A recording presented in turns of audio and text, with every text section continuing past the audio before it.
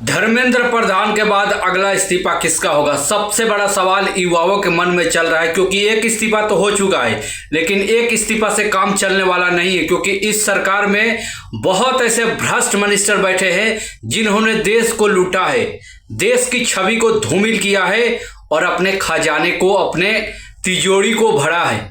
तो इसके बाद किसका नंबर लग सकता है, यही सबसे बड़ा सवाल है। कोई बोल रहा है अमित शाह का इस्तीफा होगा, बहुत सारे ऑडियंस बोल रही है कि नितिन गडकरी का इस्तीफा होगा, लेकिन ये दो नाम सबसे तेज में है, खासतौर पे अमित शाह। और अमित शाह का नाम सबसे बड़ा है क्योंकि अमित शाह के आदेश पर AK-47 बिहार की पुलिस ने चलाया स्टूडेंटों पर। आप अंदाजा लगा सकते हैं AK-47 दुश्मनों पर चलाया जाता है, लेकिन वक्त और राजनीति का खेल इतना सर चढ़ कर बोल रहा है कि अपने देश के विद्यार्थियों पे भी AK-47 चलाना पड़ रहा है। आप अंदाजा लगा सकते हैं, आज तक कभी ऐसा नहीं हुआ था कि कोई गृह मंत्री ने आदेश दिया था पुलिस बल को कि तुम AK-47 का इस्तेमाल करो, लेकिन वो भी हुआ इस सरकार में। हमने देखा जब तड़ीपार देश का गृह मंत्री होगा, जब खुद उसे सुप्रीम कोर्ट ने तड़ीपार घोषित कर दिया था कि तुम्हें गुजरात में नहीं रहना है, तुम्हें दूसरे राज्य में जाना होगा, और ये आदमी दिल्ली में गुजारा करता था, दिल्ली में रहता था।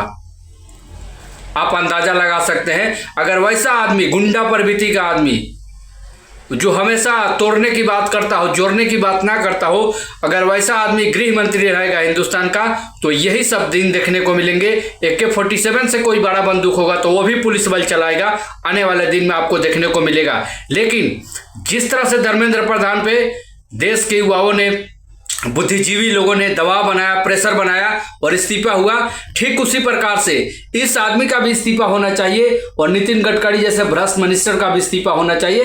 अन्यथा AK-47 चलाने का आदेश कौन दिया? क्योंकि पूरे हिंदुस्तान का पुलिस व्यवस्था, पुलिस प्रशासन तो अमित शाह के हाथ में है, बाकी किसी के हाथ में तो है नहीं। तो सवाल अमित शाह से ही बनता है और अमित शाह से होना भी चाहिए कि तुमने अपने देश के नौजवानों को, अपने देश के विद्यार्थियों पे AK-47 चलाने दिया और तुमने मना तक नहीं किया।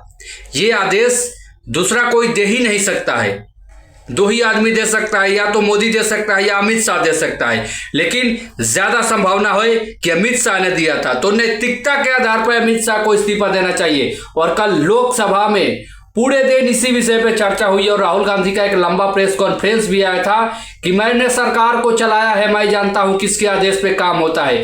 तो स्पष्ट उनका कहना है कि ये काम अमित शाह के कहने पे हुआ है। और धर्मेंद्र प्रधान के बाद अगर अगला किसी का विकेट गिरेगा, अगला किसी का इस्तीफा होगा, तो होगा अमित शाह या नितिन गडकरी। नितिन गडकरी अभी बच रहा है, नितिन गडकरी पे चर्चाएं कम है, अमित शाह का नाम ज्यादा हाईलाइट है, होना भी चाहिए क्योंकि ये सरकार में नंबर 2 है।